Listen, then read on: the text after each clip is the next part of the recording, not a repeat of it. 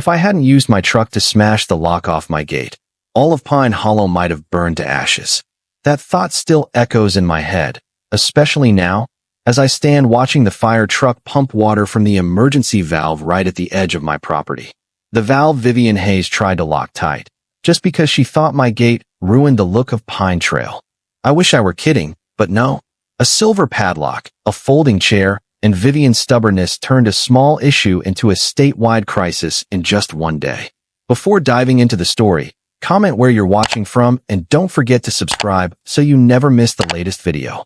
That morning, I, Ethan Brooks, was fixing the chicken coop out back under Pine Hollow's scorching sun. Scout, my collie, patrolled the fence like a fortress guard. I was hammering nails, sweat soaking my shirt, when Scout barked like crazy, not the squirrel-chasing kind, but like he sensed trouble. I looked up and saw Vivian, the Homeowners Association president, striding down Pine Trail with the air of someone collecting debts. She wore cartoonishly big sunglasses, clutching a clipboard like a weapon. I didn't pay much mind. Vivian often inspected, griping about mailboxes or fences that were off-standard.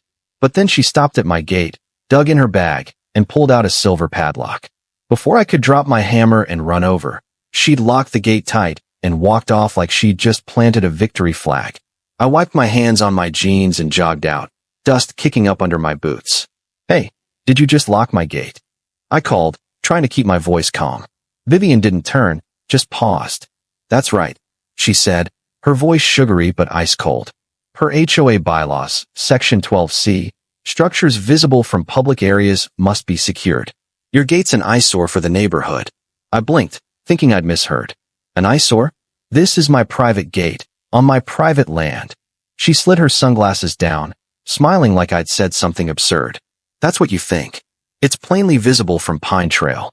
I got 3 complaints, so I took care of it." I stood there, staring at the gleaming lock, feeling like I'd been slapped. I wanted to yell that 10 steps behind that gate was Pine Hollow's emergency water valve, the one I helped the county install after the big flood when water wrecked the main pipes. I'd sat with engineers, measured the land, drew plans, picked that spot because my property's high ground made it easy for fire trucks to access. Every fire season, it saved the town, like the time flames nearly swallowed Main Street a few years back. But Vivian didn't know, or didn't care. She only saw my gate clashing with the white fences she'd forced the whole block to paint. I took a deep breath, trying not to snap. "Vivian," I said, instantly regretting using her name. "This isn't a public structure. It's my gate, on my private driveway." She laughed, the kind of laugh you give someone denying the wind exists. "That's what you think, but it's visible from the public road." I filed 3 complaints, got no response, so I acted. I stared, stunned. "You filed complaints about my gate?" She nodded, like a teacher pleased her student got the point. 3 times, all ignored, so I locked it. I could have broken the lock right then, my shed's full of bolt cutters, or my truck could have yanked it off, like I did later. But at that moment, I just stood there, watching my gate locked like I was the one caged. I knew behind it was the valve, installed post-flood, the one firefighters used every fire season. I looked at the lock, then at Vivian, now pulling out her phone, typing something, probably noting handled Ethan's gate. She had no clue she'd just blocked the fire crew's only way in. I went back to the coop, picked up my hammer, told myself she'd get bored. Less than an hour later, I heard a creak from the gate. I peeked out, floored. Vivian was back, toting a green folding chair, the kind folks take camping. She set it up on my land, a few steps from the gate, and sat down, calm as if watching a parade. In her hand was a bottle of iced tea, fingers tapping her clipboard on her lap. I rubbed my eyes, thinking I was seeing things, but no. Vivian was guarding my gate, like I'd steal it or something. Scout growled, hackles up, but I signaled him to hush. I stepped onto the porch, staring, trying to figure out what was happening. She wasn't just sitting. Vivian got to work. An Amazon delivery van rolled up, the driver squinting for addresses. Vivian stood, pointed down Pine Trail, said something that made him shake his head and drive off. I caught her saying, "This path's closed, take the detour." Detour? Pine Hollow has no detour nearby. The back road's a mile away, looping over the hill. I stepped off the porch, ready to yell, but stopped. Arguing with Vivian now would just drain me. I went inside, grabbed a water bottle, but my eyes stayed glued to the gate. By noon, Vivian was still there, now with a sun umbrella, like she planned to camp all week. She pulled out her phone, typing nonstop, probably logging every cat or leaf passing my gate. I remembered when Vivian moved in, a few years ago. She'd brought cookies to a block party, but her smile was always forced. Now she ran the HOA like a general, sending fines for tall grass, mismatched porch chairs, even kids' basketball hoops. Pine Hollow used to be peaceful, but since Vivian took over, it felt squeezed tight. I sat on the porch, Scout beside me, his head on my knee. I thought of Emma, who runs Pine Brew, always griping about the HOA driving neighbors nuts, like when Vivian demanded an old lady's shrubs be trimmed to regulation height. Emma said Vivian treated Pine Hollow like her personal corporation. I also thought of Ben, my lawyer friend, who warned the HOA could sue non-compliers, but nobody dared challenge Vivian. She was skinny as a rail, but the way she wielded that clipboard made you think she had a legal army behind her. As the sun climbed, Pine Hollow's air grew heavy with that dry, smoky smell signaling fire season. My radio crackled. The announcer warning temperatures were hitting dangerous highs, with strong winds from the East Hills that could whip up flames any time. I glanced at Vivian, still there, now fanning herself with a paper, eyes locked on my gate. I wondered if she knew about the valve behind it, the one I helped install, the one that saved Main Street last fire season. I thought about calling the fire department to warn them about the lock, but held off. Maybe Vivian would tire out, unlock it, and it'd blow over. I was dead wrong. By afternoon, Vivian hadn't budged. She called someone, loud enough for me to catch bits. This gate's a big issue. Yes, I locked it. Nobody's getting through. I stood, fists clenched. I could have cut the lock, bolt cutters in the shed, or my truck could rip it off. But I didn't, not yet. I just watched Vivian, her folding chair, and that silver lock, feeling like a storm was coming, and I didn't know how big. Night fell. Pine Hollow sank into quiet, just crickets humming. Vivian finally folded her chair, grabbed her umbrella, and left, but the lock stayed, like a dare. I went inside, checked the fire map on my phone. Nothing alarming yet, but the East Hill winds made me uneasy. Scout lay close, eyeing me like he sensed trouble. I considered calling the fire crew about the lock, but told myself to wait one more day. Maybe Vivian would unlock it, or I'd grab the cutters. I was so wrong. That night, I was dozing when a thunderclap jolted me awake. I went to the window, saw flashes on the hills miles away. Dry lightning, no rain, the kind that turns grass to flames. I opened my phone. The fire map blinked red. A blaze sparked east, less than 4 miles from Pine Hollow. Winds were strong, pushing it toward town. I threw on a shirt, heart pounding, then heard fire truck sirens wail in the distance. Scout barked fiercely, like he knew things were bad. I slipped on boots, ran outside, hoping the fire crew brought bolt cutters. When I reached the gate, a fire truck was stopped on Pine Trail, lights flashing red across the night. Sarah, the fire chief, leapt out, sprinting to the gate. She yanked it, but the lock held firm. Damn it! Who locked this? She shouted, voice cutting through the sirens. I started to answer when Vivian appeared from her house nearby, still in a bathrobe, dragging that folding chair, now with a wine glass in hand, like this was some late-night party. This is private property, she said, calm as ice. No entry without HOA approval. I blinked, unbelieving. Sarah froze, turning to Vivian. What? This is the emergency valve access, state fire property.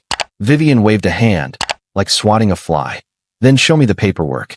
I need verification. The whole fire crew stood stunned. I saw the orange glow on the hills, now blazing like a lost sun. I remembered the last fire season, when that valve pumped water to save Main Street, my place the crew's first stop. I didn't wait. Enough, I said, running to the shed, grabbing a chain, hooking one end to the lock, the other to my truck. I jumped in, floored it. Metal snapped, loud as a gunshot. The lock broke. The gate swung wide like an escape hatch. The fire truck roared through, dust flying. Vivian shouted something, maybe about legal action or property, but nobody listened. Sarah tossed her a warning notice, told her to stay put. I stood there, heart racing, watching water blast from the valve, hoses roaring like the town's lifeline. But the fire had spread, winds carrying it over the hills. I later learned a house up high burned down before the crew could reach it. The fire left Pine Hollow reeking of smoke, like the earth wouldn't let last night go. The image of Vivian's lock on my gate, the metal crunch when I tore it off with my truck, and the hilltop flames kept replaying in my mind. I checked my phone's news. Fire contained, thanks to the valve behind my gate, but one hilltop house was lost. I looked out, saw my gate still wide open, the lock scratch glinting like a reminder. Scout, my collie, lay nearby, sniffing the air like he felt the town shifting. I threw on a jacket, headed to Pine Brew, Emma's coffee shop, to get the pulse. Pushing the door, the place went silent. All eyes hit me. The old guy with his toast, kids spinning stools. Even Emma froze mid-pour, kettle hovering. "You're the gate breaker, right?" came a voice from the corner, probably Henry, the beekeeper down the street. I nodded slowly, forcing a grin. "Yeah, didn't think my gate would make such a fuss." An old lady by the counter crossed her arms, voice shaky. "If you hadn't done it, my brother's place up the hill would have gone too." What was that Vivian thinking, locking a fire gate? I sat, feeling half strange, half at home. Emma poured me coffee, glaring toward the door. "Vivian filed to sue you this morning, claiming you trashed HOA property. Sheriff tossed it in the bin, but thought you should know." A few folks chuckled. I sipped, steam waking me up. "Sue me? For breaking her rogue lock?" Emma nodded, slamming the kettle down like it was guilty. "Yup, called herself the neighborhood coordinator.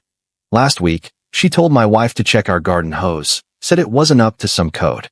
I shook my head, half amused, half mad. Vivian didn't just lock my gate. Word was she sent fines all over Pine Hollow. Tall grass, wrong color porch chairs, even a kid's basketball hoop got dubbed an aesthetic hazard. People were fed up, but nobody dared face her. She had a knack for scaring folks, not with muscle, but with that clipboard and a voice sharp as a blade.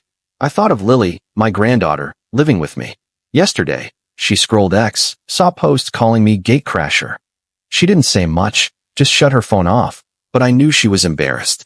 Pine Hollow's small, gossip spreads fast. I scanned the cafe. Folks started talking again, louder, like last night's smoke had stirred something. Henry said Vivian once demanded he repaint his beehives, called yellow too loud. A young woman, maybe a student, said she got fined for leaving her bike out front. Emma jumped in, voice hot. She sends notices faster than the HOA did in a decade. But locking a fire gate? People won't stand for it. I nodded, but inside I wasn't sure. Vivian wasn't one to back down. I saw it in how she stood by her chair last night, yelling about legalities amid the flames. I thought of Sarah, the fire chief who threw her that warning. I wondered what Sarah made of it, and if the fire crew reported it to the county. I also thought of Ben, my lawyer friend, who said the HOA was all bark, no bite. Maybe I should call Ben, see what Vivian might pull next. As I stood to pay, Emma grabbed my hand, voice low but firm. "Ethan, town council's holding an emergency meeting. People want to hear about the gate. You should go. Explain why that valve matters so much." I nodded, feeling a weight settle on my chest. I didn't like public speaking, but Pine Hollow was watching, and I knew I couldn't back out. That evening, Pine Hollow's town hall was packed. People squeezed into seats, some standing in the halls, whispering. I brought my rolled-up valve blueprint, drawn with the county post-flood, and a stack of FEMA permits proving my gate was an emergency access. I hated addressing crowds, but that valve behind my gate, the one that saved Main Street last fire season, deserved defending. I glanced around, saw Vivian front row, in a crisp white outfit, clipboard on her lap, smiling like she was at a tea party, not a grilling. Her face was calm, but I knew that smile hid stubbornness. Mayor Clara stood, voice clear. "Can someone explain last night's gate E17 mess?" I took a deep breath, stood, unrolled the blueprint on the council table. "Gate E17 isn't just my gate." I started, voice shaky but steadying. "It's the only way to Pine Hollow's emergency valve, installed post-flood with FEMA funding. Fire crews use it every season, like when it saved Main Street. Last night, it was locked, delaying the crew. A house was lost. The room buzzed. I glanced at Vivian, saw her lift her clipboard, scribbling. Clara nodded for me to go on. "These are the permits," I said, holding up the papers. "In 2017, FEMA approved my gate as critical access, overriding local rules, including the HOA's. The HOA even signed off in 2019, agreeing to keep it clear. I handed the papers to Clara, who passed them down the council, members flipping through like they'd found a relic. Vivian raised a hand, voice sweet but sharp. "Sorry, can I speak?" Clara sighed. "Mrs. Hayes, let Mr. Brooks finish." But Vivian didn't wait, standing, pushing her sunglasses atop her head like she was about to lecture. "I thought that gate was private property," she said, sounding like a teacher. "If so, it falls under HOA rules for aesthetics and security. Nobody told me about this so-called emergency access." She stressed those last words like they were a joke. I turned to her, keeping cool. "You're right about one thing. It's my private land. But it's also a federal fire access, beyond HOA control." The room erupted. Someone yelled, "Federal?" Vivian didn't flinch. "That info wasn't shared with homeowners," she said, voice smooth. "As neighborhood coordinator, I did what was best to keep things safe and orderly." Sarah, the fire chief, shut up. "Orderly?" My crew lost 15 minutes detouring because of that lock. A house burned. Vivian pursed her lips but fired back. "Nobody briefed me on emergency plans. Maybe the town should communicate better." I couldn't hold back, waving the papers. "The HOA was briefed in 2019. Here's the email. Your old board signed it, agreeing to keep the access open forever." I gave it to Clara, who passed it along, Vivian's eyes flashing as she tried to peek. The room roared again, some clapping. I sat, heart pounding. I saw Lily, my granddaughter, in the corner, filming with her phone. I knew she'd posted on X, and this would spread. I was mad at Vivian, but wondered if I was blowing it up too much. She was wrong, but her eyes, defiant, almost desperate, made me pause. Clara banged her gavel. "Enough.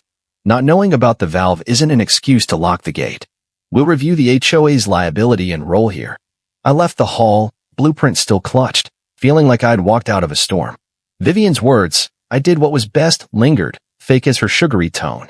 The town heard me, saw the proof, and the applause as I sat eased me some. But outside, smoke still hung in the air, reminding me that gate lock wasn't just history. I, Ethan Brooks, knew Vivian wouldn't quit easy, and I was right. Next morning, Scout's barking woke me. I checked the mailbox, stuffed with envelopes, all stamped HOA. I took them to the kitchen, brewed coffee, and opened each with a sinking feeling. For letters, each thicker than the last, like Vivian spent all night drafting charges. The first fined me $1,200 for vandalizing HOA property, meaning the lock I broke. The second ordered me to stop tampering with the gate. The third accused me of provoking hazardous conduct, like I'd chased the town with an axe. The last summoned me to an HOA emergency tribunal, whatever that was, but it sounded ominous. I set the letters down, stared out at the gate, still open, the lock scratch gleaming like a taunt.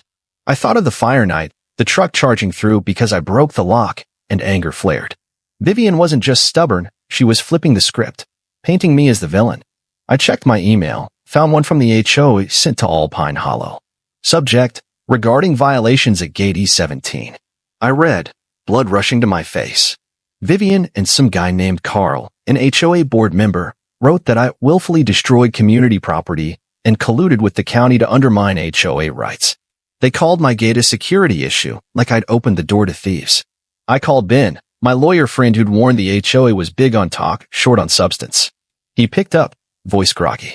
"Let me guess, Vivian?" I gave a dry laugh, told him about the letters and email. Ben told me to bring everything to his office, and an hour later, we sat amid papers, coffee gone cold. Ben skimmed the fine, eyebrows up. "She's not just mad, she's waging paper warfare. Look, they're citing 1980s HOA rules, half of which are void." I nodded, but worry not. "What can we do?" Ben grinned. "Fight back. First, I'll dig into HOA records. This Carl guy. I bet he's not clean." I thought of Lily, my granddaughter, back home. This morning, she was quieter, eyes on her phone. I knew she saw X posts, kids calling me gatecrasher, half joking, half not. She didn't speak, but I saw her unease, like the whole town judged her through me. I wanted to tell her I wasn't chasing trouble, just guarding the valve that saved Pine Hollow, but the words wouldn't come. I just hoped she got it, even a bit. Driving back, I stopped at Pine Brew. Emma greeted me with a smile, but her eyes held worry. "Words out, Ethan. Vivian's lawsuit's a dud, but she's splitting folks. Some, like Carl, back her. saying rules keep order. I nodded, sipping coffee. They know about the valve? Emma shrugged. Sure, but Carl calls it a technicality, not Vivian's fault. She's even collecting signatures to review access to your gate. I froze. Review access? That valve was Pine Hollow's lifeline. What crews like Sarah relied on every fire season. I thought of last night's applause at the hall, wondering if it'd hold against Vivian. She wasn't just locking my gate, she was locking the town with papers and words. I left the cafe, drove home, saw a scout by the gate, ears up like a guard. Less than a day after the town hall, Pine Hollow lit up like the fire that night. I was checking my fence when I heard odd engines. I looked out, saw a Channel 9 news van parked on Pine Trail, lights and mics set up. Then Channel 5 showed, then a local radio crew, swarming like sparrows on seed. I was stunned until Emma called from Pine Brew. Ethan, you're on TV. Someone leaked Vivian's email, the one where she bragged about crushing you. The town's boiling. I hung up, opened X on my phone, nearly dropped it. An anonymous post had a screenshot of an HOA email where Vivian wrote, "Gates locked. He can't prove it's federal access, and if he tries, it'll take a year. By then, he'll beg to follow rules." I read, face burning. That email wasn't just cocky, it proved Vivian knew she was wrong but pushed anyway. I scrolled X, saw a flood of posts. Vivian memes everywhere. Her face on a castle gate, captioned, "No water unless HOA says so." Another showed her chair burning, firefighters stuck behind a lock. I couldn't help laughing, but it faded fast. This wasn't just a joke. Pine Hollow was furious, and I, with my gate, was ground zero. I drove to Pine Brew, dodging reporters interviewing Henry outside. Inside, Emma was busier than usual but pulled me aside. "They just talked to Sarah," she whispered, eyes gleaming. She spilled it all, locked gate, Vivian arguing mid-fire, crew nearly losing critical time. Channel 9 aired you breaking the lock. I blinked. Who filmed that? Emma shrugged. Probably Lily. She posted the hall video, now the whole state's watching. I sighed, thinking of Lily. She hadn't mentioned X, but I knew she was proud, even if shy about being Gatecrasher's granddaughter. I sat, listening to the buzz. An old lady said Vivian fined her for wrong-colored flower pots. A young guy said she checked his trash cans, claiming they weren't recycling compliant. Emma cut in, voice sharp. She thinks she's queen, but locking a fire gate? People won't forgive that. I nodded, but worry lingered. Vivian wouldn't sit quiet while mocked. I checked my phone, saw she just live-streamed from her backyard, all flowers and fountains, like she was innocent. I watched, nearly laughed. Vivian sat with a wine glass, voice soft as silk. "I only did what I thought kept Pine Hollow safe and pretty," she said, eyes fluttering like she might cry. "I wasn't told about any so-called emergency valve. If I'd known, I'd have acted differently. The media's twisting the truth. I'm not the bad guy, just a responsible citizen." I shut it off, shaking my head. No apology, she was performing, fishing for allies. But Pine Hollow wasn't buying. X overflowed with comments calling her fake, some demanding an HOA meeting now. Emma brought fresh coffee, voice low. "Folks are signing a petition to oust Vivian. Got 200 names." I added mine. I nodded, a weight lifting off my chest. I thought of Carl, the HOA guy, probably sweating bullets. Ben called as I left, voice pumped. "Ethan, got dirt. Carl's HOA seat came from fake votes Vivian rigged. We've got ammo." I smiled, but my heart stayed heavy. Next morning, Sarah, the fire chief, called. Her voice was tense, not the fire-shouting kind, but the kind delivering big news. "Ethan, state fire's investigating the gate. They're calling Vivian's like a national security violation, the valve's federal, FEMA protected. Counties in two, checking what the HOA knew about access." I blinked, leaning on the counter. "That's serious?" Sarah sighed. "Yup. If Vivian doesn't talk, the HOA could get sued to pieces. You still got those FEMA papers?" I nodded, though she couldn't see. "Right here, in the safe." I hung up, feeling light yet heavy. Light because Vivian faced real consequences, heavy because I didn't want Pine Hollow torn apart. I called Ben, told him everything. He laughed dryly. "Perfect. I just found more 2020 records. Vivian tried blocking a park trail for aesthetics. Locals protested, she backed off, but it shows her pattern. Control everything. Damn the fallout." I nodded, picturing Vivian with her clipboard, measuring park bushes like she did my gate. I went to Ben's office, FEMA papers and valve blueprint in tow. We sat amid files, Ben flipping HOA records like a detective. Check this, he pointed at an old minute. Carl, board guy, got in with 3 votes, all Vivian's buddies. I bet they're fake. Prove it, and they're both out. I frowned. If Vivian knows we're digging, what'll she do? Ben shrugged. She's panicking. This morning's email, she sent the whole HOA, wants to pause Gatey's 17 access for legal review. Sounds desperate. I got home, opened my laptop, read that email. Vivian rambled, citing laws galore, but it boiled down to her wanting my gate shut again, like the fire hadn't taught her enough. I shook my head, thinking of Emma's petition. I called her, and her voice burst with excitement. Ethan, we've got 300 signatures. From Main Street to the hills, everyone's in. Vivian's done. I smiled, feeling the town behind me, one by one. But I also thought of Lily. Yesterday, she made up with me, eyes bright telling me about her ex video from the hall, now with thousands of views. I thought it was cool when you talked about the valve, she said. First real smile in days. I was glad, but worried. Pine Hollow was split, most against Vivian, but a few, like Carl, backed her, calling me troublemaker. I didn't want Lily caught in that crossfire. That afternoon, I hit Pine Brew, saw a few reporters still lurking. Emma said they'd interviewed the hilltop lady who lost her house. She said if you hadn't broken the lock, the whole area would have gone, Emma told me, handing over coffee. I nodded, but my heart sank. I told Sarah about Vivian's new email, and she practically yelled. Pause access? I'm sending this straight to the state. She's toast. I hope she was right, but back home, seeing the open gate and Scout standing watch, I felt Vivian had one last move. The FEMA papers in my safe, the leaked email, and Emma's 300 signatures against Vivian all felt like ammo, but I knew the fight wasn't over. Scout's ears perked as I grabbed my phone to call Ben. Find anything new on Carl? I asked. Ben's voice crackled. Pumped. Oh, more than I hoped. Got proof his votes were fake. Vivian set it all up.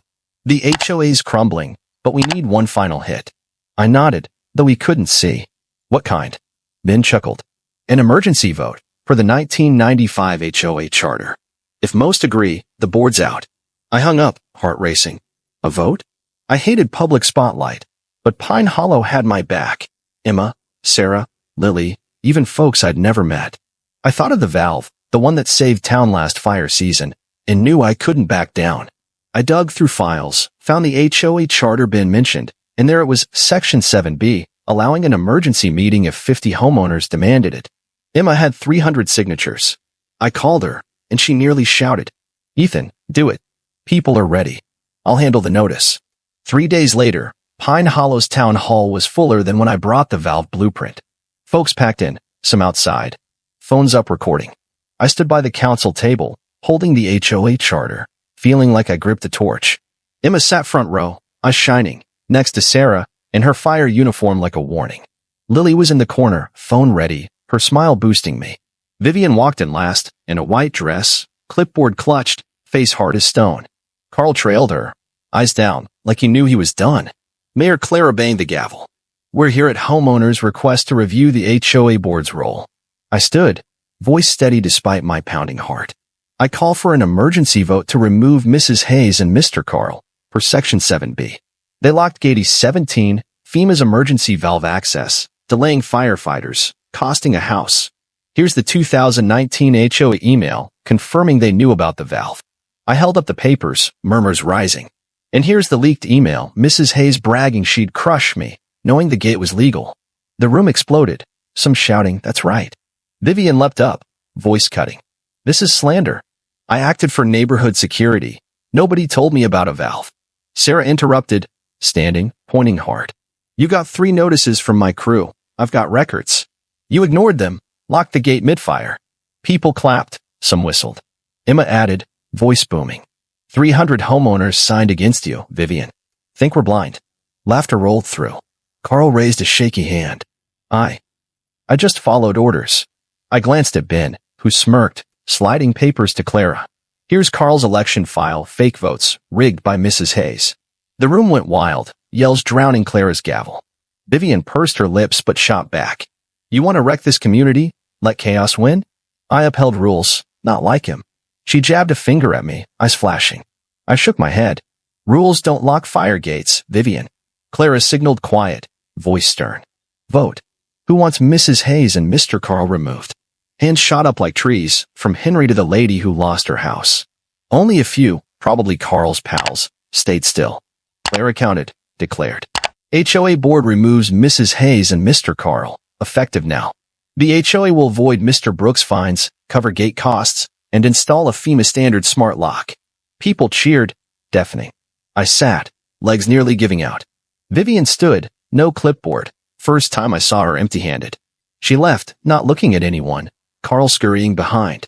Clara turned to me. Ethan, will you be HOA's safety advisor? We need someone who gets that valve. I nodded, voice rough. Yeah, and I promise, no more locks. Laughter rang, Lily raised her phone, filming folks standing to clap. The vote, the cheers, Vivian leaving without looking back. It felt like a dream, but every detail was real. I wasn't used to being called the town's guardian, but glancing at the valve behind my gate, I knew I'd done right. Scout, my collie, ambled beside me, sniffing the air, like even he sensed Pine Hollow had changed. 6 months later, the town held its first fire safety fair since the big flood years back. Pine Hollow glowed brighter than ever, banners strung across Main Street, kids racing with dripping ice cream, and Emma's apple pie scent wafting through. I stood at the fire crew's booth, showing kids how the new gate's smart lock worked, FEMA-approved, blinking green when trucks neared, unlockable. Sarah trained a new team nearby, her voice loud, urging folks to check extinguishers. I watched her, recalling her tossing Vivian that warning, and smiled. Emma brought a tray of cookies, set it on my table. Ethan, folks want you to have this, she said, handing me a wooden plaque etched Pine Hollow's guardian. I took it, awkward, feeling unworthy. I just broke a lock, I said, but Emma shook her head. You did more. You showed us what matters over dumb rules. I nodded, set the plaque by the booth, I scanning the crowd. Henry told me stories, the hilltop lady who lost her house beamed at her grandson, and Lily, my granddaughter, darted by with her phone, filming the fair like a pro. I spotted a figure far off, by the pie stand, in a wide hat hiding her face. I squinted, Vivian. She didn't approach, didn't speak, just stood, hands in pockets, eyes on the fire booth. I waited, but she turned, walked off, fading behind the fair tents. Maybe she got it, maybe not. I wasn't sure, and honestly, I didn't care anymore. Vivian locked my gate once, but Pine Hollow opened it, not just for fire trucks, but for itself. Lily ran up, tugging my arm. Grandpa, I filmed you explaining the new lock. I'm posting it on X. Whole state's gotta see how cool Pine Hollow is. I laughed, ruffled her hair. You're making me a star, kid. She grimaced, but her eyes sparkled. I remembered when she was shy about my gatecrasher fame, and my heart eased seeing her proud. I looked around. Emma selling pies, Sarah training, folks chatting like no lock ever divided them. The HOA had a new board. I was safety advisor, ensuring no lock would block that valve. At dusk, Lily and I sat with Ben at Pine Brew, planning a second valve off HOA land, so Pine Hollow would never risk danger again. Ben sipped coffee, grinned. From gatecrasher to town-saving engineer. Not bad, Ethan. I shrugged, staring out where my gate stood firm, smart lock blinking like a vow. I just wanted the valve to work, I said, but knew I'd learned more. A town's strength isn't rules, but people who stand up. I headed home as sunset fell, Scout trotting ahead, tail waving like a flag. I paused at the gate, touched the old lock's faint scratch. Pine Hollow feared no petty rules or clipboards anymore. It was alive, breathing strong, and I, with this gate, was part of that breath. I walked inside, flipped on the radio, heard the forecast warn of a new fire season coming. But this time, I knew the town was ready. The gate lock story in Pine Hollow mirrors real tensions in today's America, especially clashes between individuals and community, plus overreach by groups like homeowners associations HOAs. Vivian Hayes, with her clipboard and aesthetic rules, stands for those who impose control for personal gain, ignoring wider needs, a common issue when U.S. HOAs overstep, finding residents for trivialities like mailbox colors or grass height. Ethan Brooks, breaking the lock to save the emergency valve, shows community duty, echoing everyday Americans who stand for what's right, like volunteer firefighters or local injustice protesters.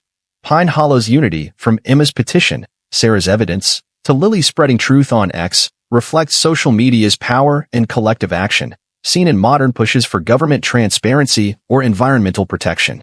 The lesson here, prioritize safety and shared good over rigid rules, and don't shy from speaking up when community needs are at stake. In real life, this means joining neighborhood meetings, checking HOA policies before they harm, or backing neighbors against everyday Vivians. Learn from Ethan, bring your blueprint, facts, proof, and find allies like Ben or Emma. In America, where individual and community intertwine, strength lies in knowing when to break the lock to keep the valve flowing, saving the whole town from burning. Subscribe to follow along and help protect the valves of communities like Pine Hollow. Thanks for watching, and see you in the next video.